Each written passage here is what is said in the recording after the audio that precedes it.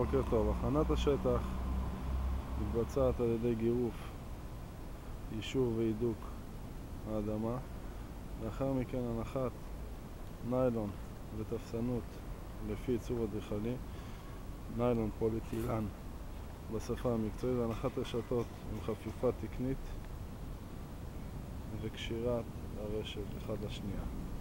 כיסוי מבנה או גופים אחרים שצריך להגן עליהם מפני לכלוך אפשרי של יציקת הבטון. מתן גבהים על ידי מכשיר טלסקופי לכל אורך היציקה, והנחת פרופילים למתן רצפה הכי ישרה שיש.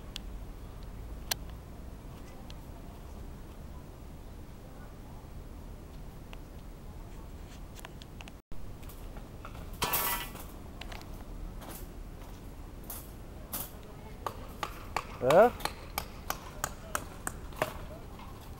לא זזתי כלום. אתה לא ממשיך את הפרופיל עד הסוף?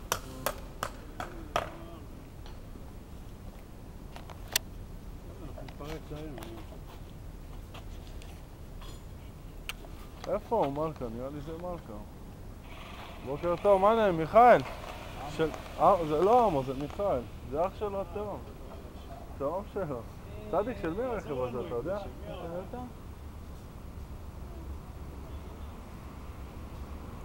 קרא לעמוס וזיז אותה עם היד. טוב מוציא. עוד לא. אבא, אתה צריך עוד מישהו היום?